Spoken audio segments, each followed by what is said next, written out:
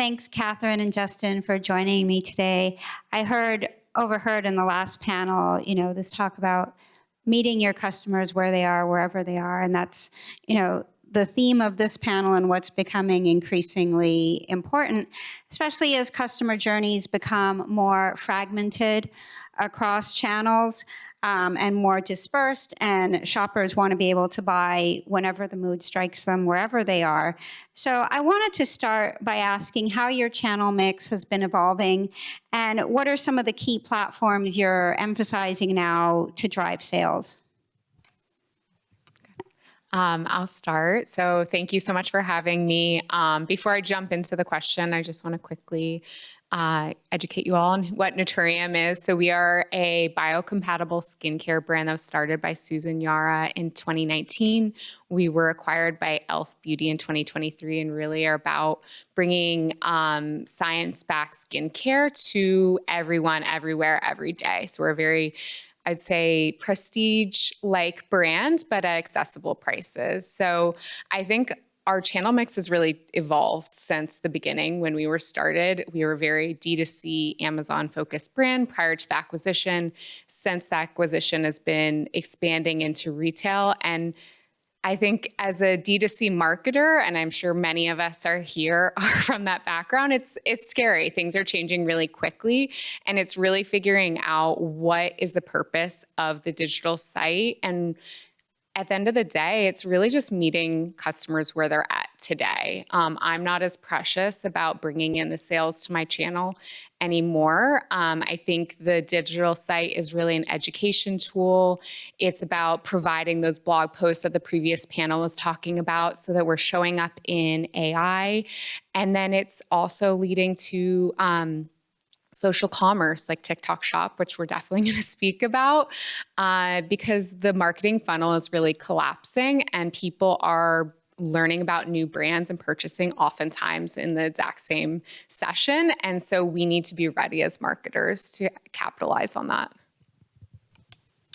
Yes, so I'll do the same. Honeylove started as a shapewear brand, but today we are majority bra brand, but we still do a good shapewear business. And I didn't select the photos just as a caveat, but they're nice. But we've always been really direct response .com business. We've been around since 2018. So we were born on .com, and we started doing like Nordstrom's, Dillard's, some department stores early on as well. But last May, we launched on Amazon, and at the Q4, we also launched on TikTok Shop. So pretty big effort on both those fronts. Amazon very quickly now is like getting to about 25% of our total business, which is substantial. So definitely a big focus for us. Now, I want to hone in on the social commerce part and TikTok Shop in particular, because that's really been the proving case for social commerce in the US after it's kind of proceeded in fits and starts with what Meta's done and then rolled back. But TikTok Shop seems to have a lot of staying power as it's skyrocketed over the last few years. At eMarketer, we're forecasting that its online sales just in the US will surpass 23 billion this year. And to put that into context, that would be more than Target's online sales in the US this year, which has, of course, been around for much longer than TikTok Shop. So I want to ask how you're refining your approach to social commerce, particularly based on the strategies and formats that you're finding are driving the most conversions for you. Okay. Yeah, I mean, TikTok Shop is a huge initiative for us. I think that it's a big point of discovery, as I mentioned before, and I think it works together with our whole ecosystem. So I don't think, even though it is growing so quickly, I don't want any of our retailers to be afraid of it, because a lot of times people are discovering on TikTok and then they're buying where they want to buy. For us, it's really about using the full TikTok Shop flywheel. It's about the affiliate content, the branded content, the search, and then live selling is obviously becoming a huge part of it, and all works together and all feeds each other. So the more you're showing up on live selling, the better the algorithm favors favors you in your search results. And so you kind of have to play the game, I would say. So we're testing it all and really investing. And we'll talk about kind of that halo effect on our other channels soon. But I think that it's important to treat it as this really important discovery point and really kind of tap into all of that TikTok wants you to tap into. Yeah, I 100% agree with all of that. I would add that for us, the challenge was and is a measurement challenge in a big way as we've started investing there. Having 100% control of the customer data, the customer journey, as we're moving into Amazon and TikTok Shop, we have a lot less control of that. So how do we measure all the advertising we're doing in a way that we still feel confident is, bringing the results that we want to see? Definitely presents a lot of challenges. Yeah, so let's get back to that, the halo effect, leveraging it and measuring it. What are you looking at, Catherine? Yeah, you can't get away from this conversation because I feel like when TikTok Shop first came out, everyone was like, how are we going to make money on this channel? And you just can't look at it in a silo. Of course, we do have a TikTok Shop P&L and we look at it. But you do need to think about what is that overall halo and how is it impacting the rest of your business. It's such an scalable way to spread awareness about your business and really be a part of important community conversations. In talking about measurement, I mean, we're obviously tapping into what TikTok will offer. So they now have a pixel that you can place on your website and actually see how much of your purchases are initiating on TikTok and then finishing on your D2C site. So you can actually measure that effect. Of course, take it with a grain of salt because there's always attribution issues. And then at the end of the day, I think GeoLift is going to be the next place. I know that was what I heard a lot at the TikTok Summit last week was everyone is getting into GeoLift studies, incrementality studies. And honestly, I think TikTok wants you to also be proving it out because they want you to be on their channel. And so I think they're funding a lot of those studies as well. So I think for us, the next step is going to be doing those types of tests to really prove it out. That's essentially what I promised our leadership was I promise I'll have a test to show you this is worth it. So this P&L makes sense to you. Yeah, I think you have to buy into the halo effect. I think that is necessary to make the investments. And I think part of that is also because the startup costs are high if you want to get a big and fast start. You have to invest in the product. You have to invest in the affiliates. Obviously, there's extra fees. So to get that flywheel going, if we're talking about profitability, you have to make those initial investments. And then, I don't think, just in my experience, I haven't heard companies just day one being super profitable on TikTok Shop. It takes a lot of work, a lot of momentum, a lot of getting the right affiliates going, the right ads, and really fine-tuning it and optimizing it. But I think that some companies that I've talked to that are a lot further along in the process do have, a lot of great results in profitability. So you got to make that solid bet early on. Mm-hmm. And so we think of that TikTok flywheel and kind of the hub of it is the creators and the influencers and the content they create. I want to ask about how you look at your creator relationships, how you choose creators, and what are you in particularly optimizing for? Is it their community, their reach, engagement, content quality, or a little of everything? What are your key priorities? So I think that, for Honeylove, we vary in our other non-TikTok influencer programs where we have a very clear set of criteria, kind of vetting analysis situation where when we look at influencers, as we've started to build momentum on TikTok Shop, candidly, you have to loosen those standards quite a bit and be a lot more comfortable with content. Let's call it more authentic, more real content that is produced in TikTok. I think we're still moderating it and curating it, but it is difficult because it is a volume game. There's a sense of throwing a bunch of spaghetti at the wall and seeing what sticks. It's a lot of that. So you have to have eyes on it to make sure that the content is at some level, but the level is different than let's say our other influencer programs. Yeah, I can echo on that. I think it's definitely different, and I came from prestige beauty before this, and it was a hard sell to get us on TikTok Shop.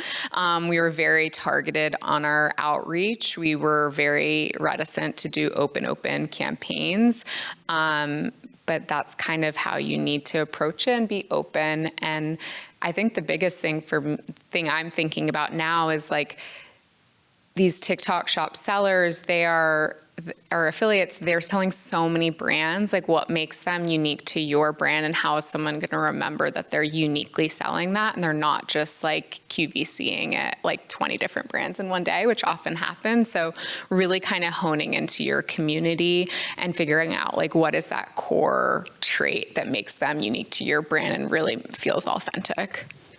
And how are you structuring and incentivizing these relationships so that you get that higher quality or better content that you're looking for? Yeah, it's for us. It's like it depends on the tier of influencer. I mean, I think TikTok tiers them out for you actually, but for us, it depends on where they are. We do gifting for the lower tiers, and as it moves up, then we'll do cash. And everybody gets their affiliate fee as well. But as you move up the chain, you get more money.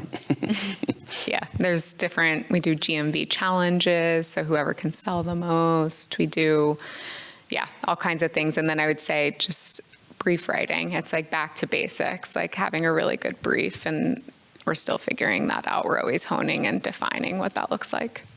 And are you able to leverage that content for other platforms, or how can you make the most of that content, which can often be very ephemeral or fleeting, so that it's not just a sunk cost?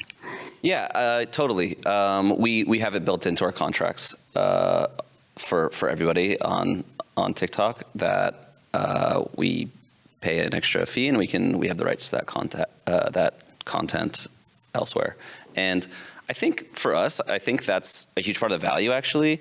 If you think about the price you're paying for this content, it's a content machine. We're getting it's a fire hose of content, and a lot of it is good. So you can use that content elsewhere in your other platforms very successfully as well. So if you're just thinking of it as only a TikTok Shop affiliate, that revenue only, and that creative goes there only, that's a little harder to justify than when you're using this content across your advertising mix.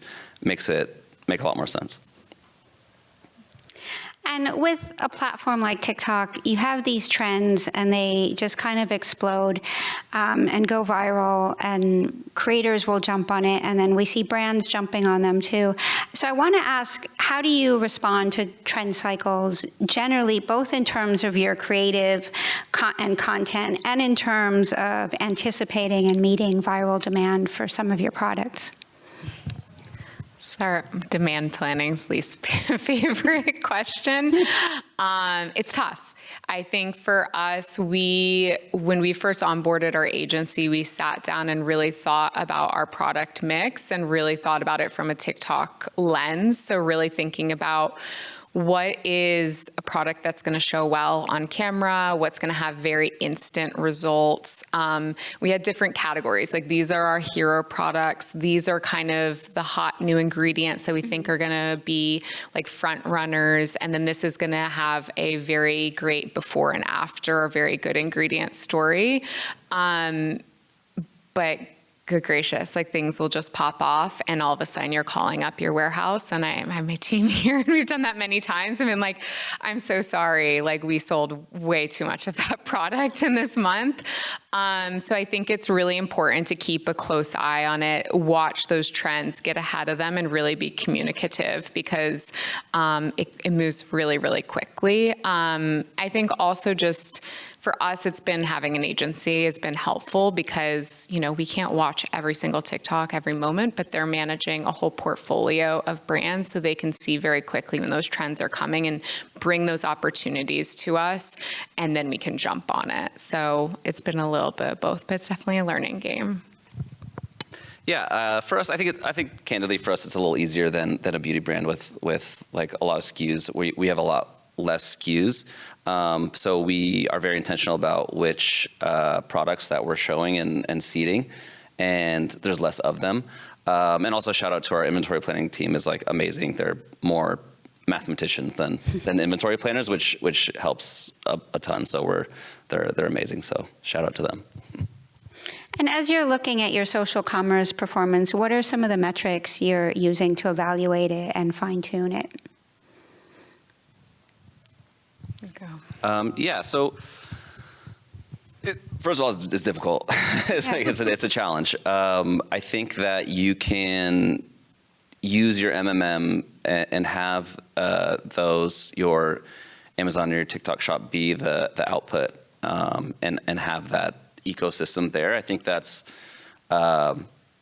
possible. I think that there's the regular ones of just how much GMV are you doing, and that's but I think the question, to circle back to the profitability, like the GMV, how are we justifying how much GMV we are versus how much we're investing in like the ads and all of it, and how do we measure all that? I think one thing, we're pretty early in our TikTok shop like measurement journey, but just yesterday I was looking at a graph, and it was just a simple graph. It was overlaying our TikTok shop views with our Amazon sales, and it was like weirdly, we had a big lift in views recently on TikTok shop or on TikTok in general with the affiliates, and like we saw a commensurate rise, like pretty. If you look at the graph, you're like, all right, yeah, those are correlated. Yeah. So we're still looking into it, but I definitely thought it was an interesting correlation there.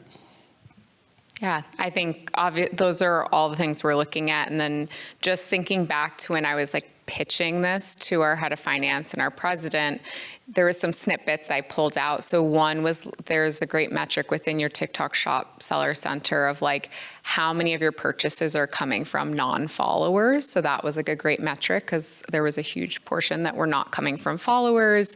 They have a lot of metrics looking at the funnel. And so really seeing like how many people they're getting into the awareness and consideration phase. When I think about that and compare that to like the sessions being driven to our D2C site right now, I'm like, we are reaching so many more people. So it's like you don't get a lot of metrics. So you get your GMV, you understand your ROI and your GMV max campaigns. You're understanding, of course, like how many affiliates you're reaching out to, how many videos they're creating. But I think you have to be a little outside of the box when you're trying to like prove this as a channel.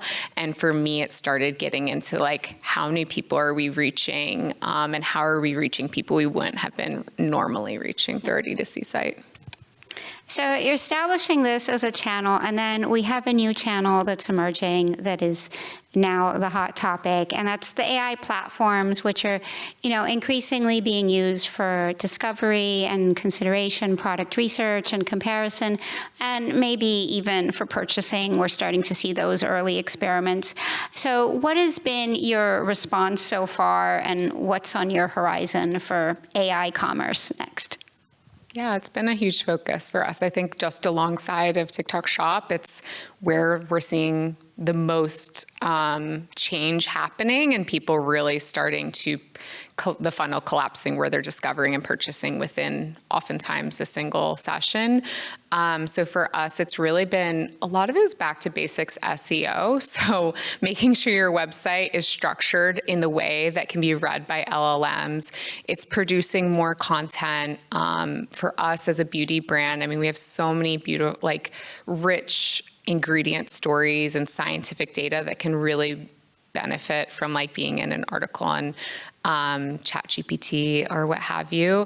And then also it's educating the whole marketing team. So the one big difference is that SEO really affected the digital team, but GEO affects your whole marketing team. So when your PR team is pitching to a publication, really making sure that pitch is rooted in keywords, making sure that your YouTube caption also is hitting on the right keywords, briefing into influencers, making sure that their talking points are also being kind of all put through this lens of what are people asking for and really understanding the prompts on all of these different platforms. So yeah, it's exciting, it's scary, but I think it's really fun to kind of figure out what the next frontier is.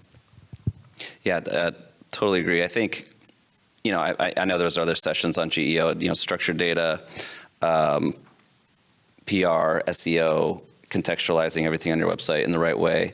And then, we're definitely focused on all those things. And then, we're not quite in the one-click fancy, like some type of AI listing yet, but, things like that are certainly, we're exploring. So to close and kind of circle back to where we started, which is, Catherine, you mentioned the role of the D2C site. In this new landscape, where does it add value, and where is it like less central than it used to be for brands? Yeah, I feel like it is the place for your community to really learn, appreciate, love your brand. So whether through education, through loyalty, we do retailer receipts through our loyalty program. So you can purchase anywhere and get points on the Naturium website. I think at the end of the day, it is to completely reinforce our brand. But people are going to purchase where they're going to purchase, and we're not fighting that any longer. Sorry, can you repeat this question, Sky? What is the role of the D2C site in this new landscape where people are purchasing so much off the sites? Oh, got it. Yeah, it's your .com is so much of your storytelling. It's so much where you can express your brand, what you stand for, who you are, why you exist. It's just a lot harder to do if you're just completely TikTok Shop native or Amazon native or on some type of marketplace. And so I don't, maybe I'm just like an old school way of thinking, but I just don't think that it's going to necessarily go anywhere super soon, because I think it's still such a key piece to build the brand equity, the brand awareness, the brand voice, that it would be difficult to, it's just a lot more difficult to do that without it. So I think certainly, to your point, like we need to start thinking about how to do those things without our .com, like more and more. But I think for now it's not. We're still pretty invested in it. Still safe, and the LLMs are still citing your sites, yeah, as much as they do. So I want to thank you both for sharing your insights today. And